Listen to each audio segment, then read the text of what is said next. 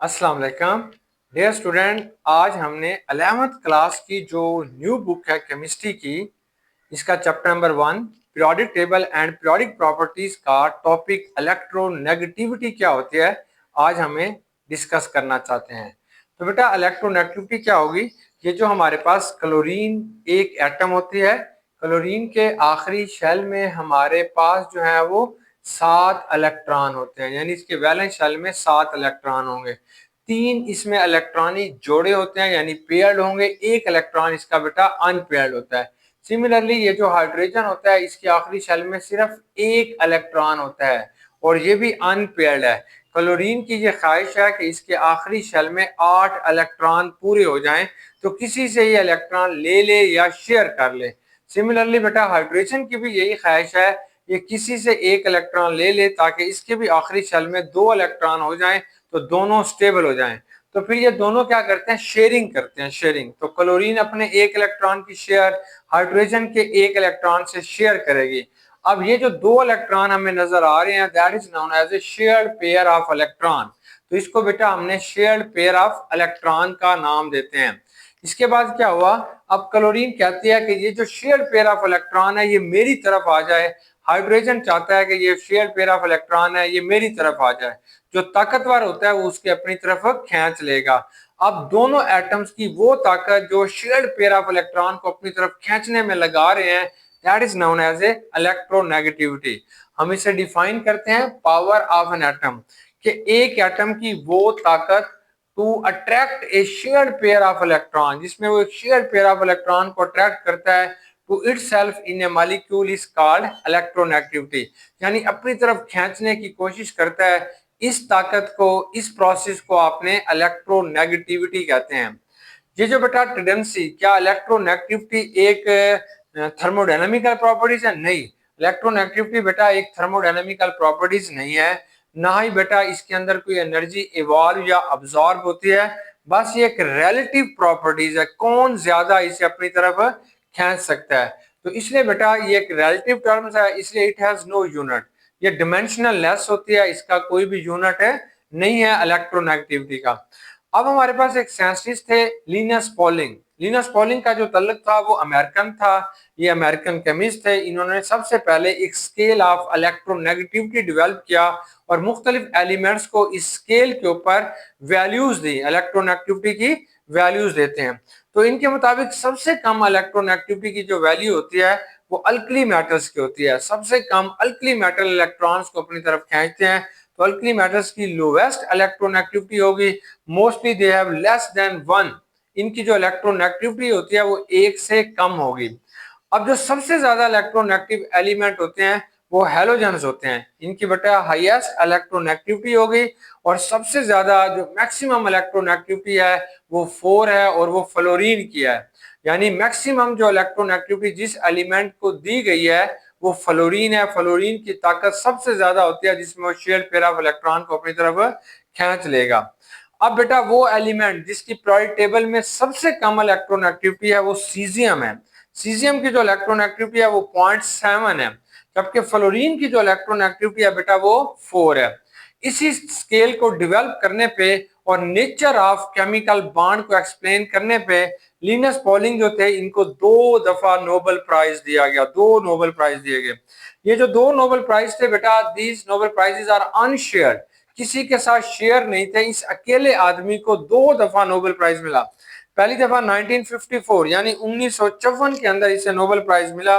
क्यों मिला? क्योंकि बेटा इन्होंने नेचर ऑफ केमिकल बॉन्ड को एक्सप्लेन किया था कि किस बॉन्ड के अंदर कौन सी नेचर है, वो बॉन्ड आयनिक है कि कोवलेंट है। इस चीज को बच्चों इन्होंने एक्सप्लेन किया तो इन्हें 1954 में नोबेल प्राइज मिला। फिर 1962 में 1962 के अंदर इन्हें एक और नोबेल प्राइज मिला फॉर पीस।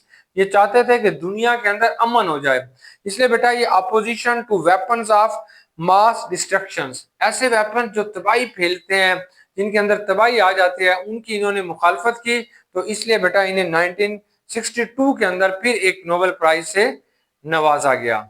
तो अब बेटा हमारे पास इलेक्ट्रोनेगेटिविटी किन की ज्यादा होती है, किन की कम होती है? ये जो मेटल्स होते हैं इनकी जो इलेक्ट्रोनेगेटिविटी होती है ये मोस्टली कम होती है। और कितनी कम होगी, लेस देन 2। यानी जितने भी मेटल्स हैं तमाम की इलेक्ट्रोनेगेटिविटी हमेशा 2 से कम होगी। लेकिन एक मेटल हमारे पास है जिसे हम गोल्ड कहते हैं, इसकी जो इलेक्ट्रोनेगेटिविटी है वो 2.5 है और ये मेटल्स के अंदर सबसे ज्यादा इलेक्ट्रोनेगेटिविटी है। जो नॉन मेटल्स होते हैं इनकी बेटा इलेक्ट्रोनेगेटिविटी की वैल्यू ज्यादा होगी और हर नॉन मेटल्स की इलेक्ट्रोनेगेटिविटी की वैल्यू तकरीबन 2 से ज्यादा होगी। 2 से बेटा हर नॉन मेटल जो है वो इलेक्ट्रोनेगेटिविटी उसके अंदर 2 से ज्यादा होगी। और जो हमारे पास सबसे ज्यादा इलेक्ट्रोनेगेटिविटी जिस नॉन मेटल की आ रही है वो फ्लोरीन है और इसकी 4 है। जो नोबल गैसेस होती हैं इनकी इलेक्ट्रोनेगेटिविटी 0 होती है, क्योंकि ना तो ये किसी के साथ इलेक्ट्रॉन शेयर करते हैं और ना ही फिर अपनी तरफ ये खींचते हैं, इसलिए हम कहते हैं noble gases has a 0 electronegativity. अब वो कौन से अवामिल हैं जिनके ऊपर इलेक्ट्रोनेगेटिविटी डिपेंड करती है? तो सबसे पहले हमारे पास जो आता है वो एटॉमिक साइज है। अगर किसी एटम का साइज जितना छोटा होगा उसकी बेटा इलेक्ट्रोनेगेटिविटी उतनी ज्यादा होगी। क्यों ज्यादा होती है? क्योंकि जब उसका साइज बेटा छोटा होगा तो उसमें न्यूक्लियर चार्ज ज्यादा होगी। न्यूक्लियर चार्ज क्या होगा? Force of attraction between electron and nucleus ज्यादा होगी और उसके अंदर इलेक्ट्रॉन जो है वो आसानी के साथ वो अपनी तरफ खींच सकता है, क्योंकि न्यूक्लियर चार्ज ज्यादा है इसलिए उसकी इलेक्ट्रोनेगेटिविटी की वैल्यू भी ज्यादा हो जाएगी। देखिए जैसे आप फ्लोरीन और क्लोरीन को देखें तो फ्लोरीन की इलेक्ट्रोनेगेटिविटी सबसे ज्यादा है। अगर आप हेलोजेंस ग्रुप के अंदर देखना चाहते हैं तो फ्लोरीन की इलेक्ट्रोनेगेटिविटी सबसे ज्यादा है, फिर क्लोरीन की है, फिर बेटा ब्रोमीन की और सबसे कम आयोडीन की है। इसी तरीके से क्लोरीन की इलेक्ट्रोनेगेटिविटी ब्रोमीन से ज्यादा होगी, क्योंकि ब्रोमीन जो होगा वो साइज के अंदर थोड़ा बड़ा होगा। सिमिलरली ऑक्सीजन की जो इलेक्ट्रोनेगेटिविटी होती है वो बच्चों सल्फर से ज्यादा होती है, क्योंकि ऑक्सीजन जो होगा इसका स्मॉल साइज है जबकि सल्फर का बेटा बड़ा साइज है, इसलिए हम कहते हैं oxygen has greater electronegativity than that of sulphur. अब नेक्स्ट जो चीज हमारे पास आ जाती है that is known as a nuclear charge. कि न्यूक्लियर चार्ज क्या होता है? तो व्हाट इज न्यूक्लियर चार्ज? तो हम कहते हैं न्यूक्लियस और इलेक्ट्रॉनों के दरमियान में जो फोर्स ऑफ अट्रैक्शन पाई जाती है that is known as a nuclear charge. यानी ये जो फोर्स ऑफ अट्रैक्शन होगी न्यूक्लियस और इलेक्ट्रॉन्स के दरमियान में, तो इसे बेटा आपने न्यूक्लियर चार्ज कहते हैं।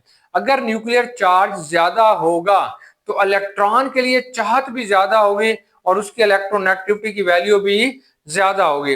अगर न्यूक्लियर चार्ज कम होगा तो उसकी इलेक्ट्रोनेगेटिविटी की वैल्यू भी बेटा क्या होगी? कम होगी। अगर आप सेकंड पीरियड के अंदर देखते हैं तो लिथियम की जो इलेक्ट्रोनेगेटिविटी है वो 1 है, लेकिन इसी सेकंड पीरियड के अंदर जो लास्ट एलिमेंट आ जाता है फ्लोरीन, उसकी इलेक्ट्रोनेगेटिविटी 4 है, क्योंकि लिथियम का साइज बहुत बड़ा है जबकि फ्लोरीन का साइज बहुत छोटा है और फ्लोरीन का न्यूक्लियर चार्ज ज्यादा है, इसलिए इसकी इलेक्ट्रोनेगेटिविटी की वैल्यू पूरे पीरियड में बेटा सबसे ज्यादा होगी। अब कुछ और फैक्टर्स भी हैं जिसके ऊपर इलेक्ट्रोनेगेटिविटी डिपेंड करती है। नंबर 1 की इलेक्ट्रोनेगेटिविटी जो होती है directly proportional to the percentage of s character. अगर एस कैरेक्टर ज्यादा होगा तो इलेक्ट्रोनेगेटिविटी भी ज्यादा होगी। क्या मतलब? जैसे बेटा हमारे पास ये इथाइन है, इथाइन, इसके अंदर जो हाइब्रिडाइजेशन होती है वो sp होती है, इसमें जो s कैरेक्टर होगा वो 50% है, इसलिए इस कार्बन की इलेक्ट्रोनेगेटिविटी बेटा ज्यादा होगी। किस कार्बन से? इथीन से। इसे CH2 डबल बॉन्ड CH2 इसे इथीन कहते हैं। इसके अंदर जो हाइब्रिडाइजेशन होती है वो sp2 है। यहाँ पे जो s कैरेक्टर आपके पास आ जाता है वो 33% है, इसलिए इस कार्बन की इलेक्ट्रोनेगेटिविटी इससे कम होगी। अगर बेटा आप इथेन को देखना चाहते हैं, इसकी जो हाइब्रिडाइजेशन होती है वो sp3 होती है। यहाँ पे जो s कैरेक्टर होगा वो 25% है, इसलिए इथेन के अंदर जो कार्बन है इसकी इलेक्ट्रोनेगेटिविटी सबसे कम होगी। अब दूसरा जो फैक्टर आता है वो ऑक्सीडेशन स्टेट है। अगर किसी एलिमेंट की ऑक्सीडेशन स्टेट ज्यादा होगी तो उसकी इलेक्ट्रोनेगेटिविटी भी ज्यादा होगी। कैसे बेटा? जैसे आयरन है Fe+3, इसकी ऑक्सीडेशन स्टेट ज्यादा है तो इसकी इलेक्ट्रोनेगेटिविटी ज्यादा है देन दैट ऑफ Fe+2 से, फिर इस डायरेक्टली Fe से। यानी अगर ऑक्सीडेशन स्टेट ज्यादा होगी तो उसकी बेटा इलेक्ट्रोनेगेटिविटी उस एटम की ज्यादा होगी। नेक्स्ट आता है कि electronegative difference of two element is directly proportional to the dipole moment. अगर दो एटम्स के दरमियान में इलेक्ट्रोनेगेटिविटी डिफरेंस ज्यादा होगा तो उसका डाइपोल मूवमेंट भी ज्यादा होगा। देखिए जैसे HF है, HF, यहाँ पे फ्लोरीन की इलेक्ट्रोनेगेटिविटी 4 है, हाइड्रोजन की 2.1 है, तो इन दोनों का इलेक्ट्रोनेगेटिविटी डिफरेंस जो है 1.9 है।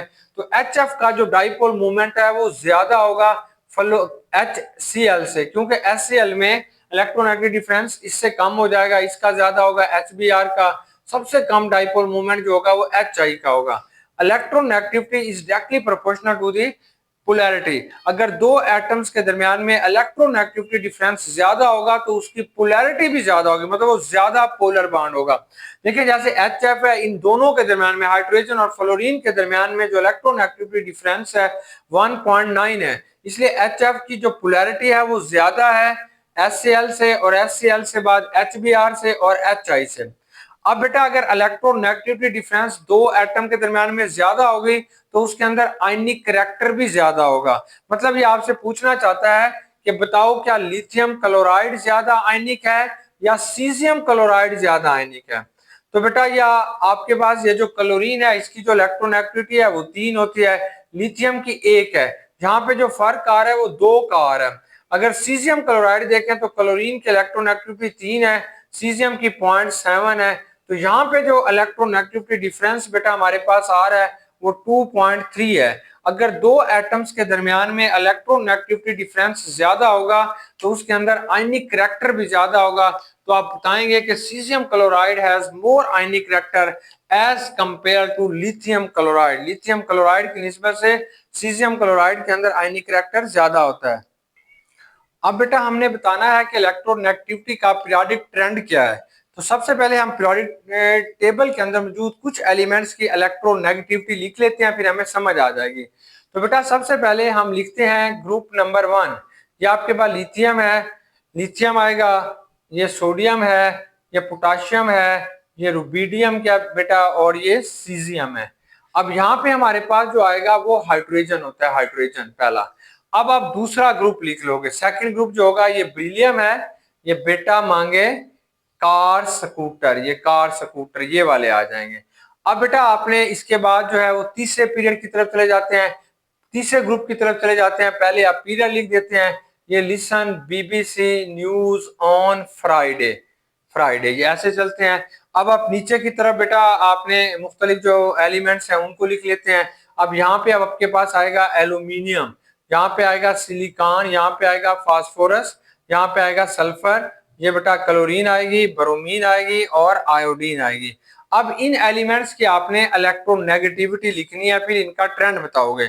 अब पहले बेटा ये जो लिथियम है इसकी इलेक्ट्रोनेगेटिविटी होती है 1। अब 0.5 जमा करते जाएं, बेरिलियम की 1.5 होगी, बोरान की 2 होगी, कार्बन की 2.5 होगी, नाइट्रोजन की 3 होगी, ऑक्सीजन की 3.5 और फ्लोरीन की बेटा 4 होगी। अब ये जो सोडियम होता है इसकी जो इलेक्ट्रोनेगेटिविटी हमारे पास आ जाती है वो 0.9 आएगी, पोटाशियम की 0.8 होती है, ये भी 0.8 होती है, और सीजियम की बेटा 0.7 होती है। ये जो मैग्नीशियम है इसकी इलेक्ट्रोनेगेटिविटी बेटा 1.2 होगी, कैल्शियम की 1 होती है, स्ट्रोंशियम की भी 1। अब इधर से 0.3 जमा करते जाएं, ये 1.2 है तो ये 1.3 आप जमा करेंगे, 1.5, ये 1.8, ये 2.1 और ये 2.5 होता है, और क्लोरीन की बेटा 3 होगी, ब्रोमीन की 2.8 होगी और आयोडीन की बेटा 2.5। अब आप देखना चाहते हैं अगर आप ग्रुप की बात करते हैं टॉप से बॉटम की तरफ अगर आप मूव करते हैं then electronegativity is decreases. Electronegativity की वैल्यू जो होती है वो ग्रुप के अंदर बेटा डिक्रीज हो रही है। अब क्वेश्चन आता है कि why electronegativity is decreases in a group, group के अंदर क्यों डिक्रीज होती जा रही है। तो बेटा आप बताओगे क्योंकि इसमें size of an atom increases, size of an atom के एक जो एटम का साइज होता है वो बच्चों इंक्रीज होना शुरू हो जाता है।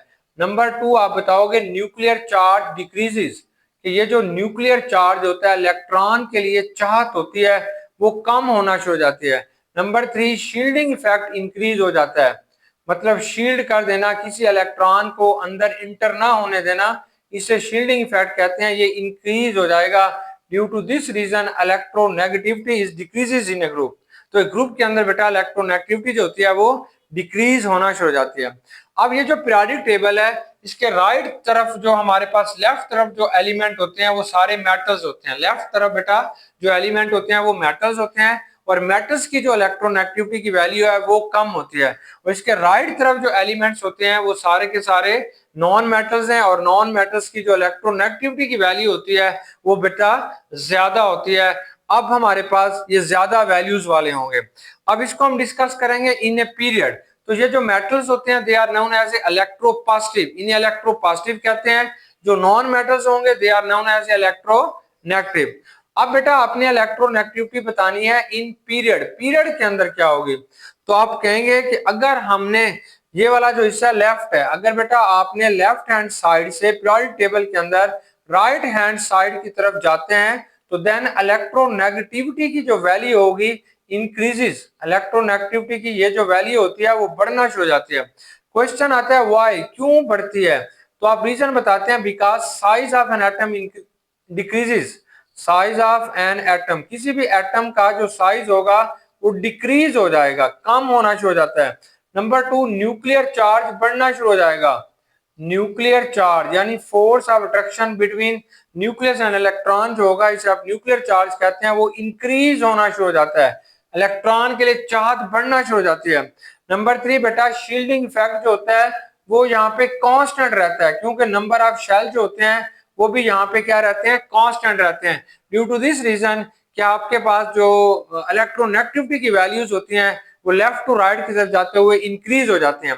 लेकिन जैसे ये एक ही पीरियड है, मतलब अगर दूसरे पीरियड में देखना चाहते हैं तो ये लिथियम है, बेरिलियम है, बोरान है, तो ये बेटा कार्बन होगा, ये नाइट्रोजन है, ऑक्सीजन है, ये फ्लोरीन है।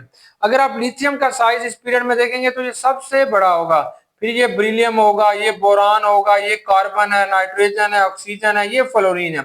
तो फ्लोरीन का साइज अपने पीरियड में सबसे छोटा है। यही वजह है कि लिथियम की जो इलेक्ट्रोनेगेटिविटी की वैल्यू है वो 1 आ रही है, जबकि फ्लोरीन की जो इलेक्ट्रोनेगेटिविटी की वैल्यू है वो बेटा क्या होगी, 4 होती है। ये हमारे पास 4 आ जाती है। अब हमने पढ़ना है कि इलेक्ट्रोनेगेटिविटी का हमारे पास बॉन्डिंग में क्या असर होगा। यानी पोलिंग जो थे उन्हें नोबेल प्राइज दिया गया, किस वजह से दिया गया, उन्होंने ऐसा क्या काम किया था। तो उन्होंने बेटा इलेक्ट्रोनेगेटिविटी की यूज करके उन्होंने हमें नेचर ऑफ बॉन्ड के बारे में बताया था, नेचर ऑफ बॉन्ड। तो इलेक्ट्रोनेगेटिविटी के कंसेप्ट को अगर आप यूज करते हैं तो आप नेचर ऑफ बॉन्ड बता सकते हैं इन कोवलेंट कंपाउंड, कि ये जो कोवलेंट कंपाउंड है बेटा इसके अंदर जो बॉन्ड है वो किस नेचर का होगा, वो आयनिक होगा या बेटा वो कोवलेंट होगा। तो सबसे पहली बात यह है कि अगर दो एटम्स के दरमियान में इलेक्ट्रोनेगेटिविटी डिफरेंस जो होता है वो 0 से लेके 0.04 तक होगा, तो वो जो बॉन्ड उनके दरमियान में पाया जाएगा वो नॉन पोलर होगा, नॉन पोलर। कैसे बेटा, जैसे एक हाइड्रोजन है इसकी इलेक्ट्रोनेगेटिविटी 2.1 है, अब ये दूसरा हाइड्रोजन है इसकी इलेक्ट्रोनेगेटिविटी भी 2.1 है, तो दोनों का डिफरेंस जो है वो 0 हो जाएगा, that is a non polar.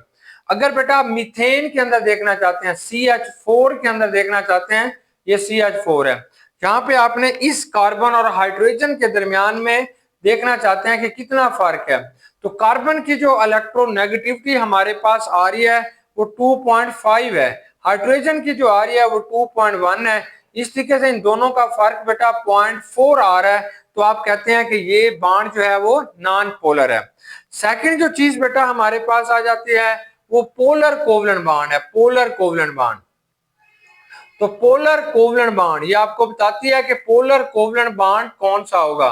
तो देखें, अगर दो एटम्स के दरमियान में इलेक्ट्रोनेगेटिव डिफरेंस जो होगा वो 0.4 से लेके 1.7 तक होगा, तो उस बॉन्ड को बेटा आपने पोलर कोवलेंट बॉन्ड कहते हैं। देखें जैसे आपके पास ना HCl है, HCl, तो ये जो क्लोरीन है बेटा इसकी इलेक्ट्रोनेगेटिविटी होती है 3, ये जो हाइड्रोजन है इसकी होती है 2.1, दोनों का फर्क देख लें तो ये 0.7 आ रहा है। तो इसका मतलब ये सॉरी, अगर दोनों का फर्क देख लें तो ये 0.9 आ रहा है, तो इट्स मीन कि that is a polar covalent bond. ये पोलर कोवलेंट बॉन्ड है कोवलेंट बॉन्ड, लेकिन इसके अंदर पोलैरिटी पाई जा रही है, ये पोलर है, इसके अंदर पॉजिटिव और नेगेटिव चार्ज आ जाएगा, इसलिए आपने पोलर कोवलेंट बॉन्ड कहते हैं।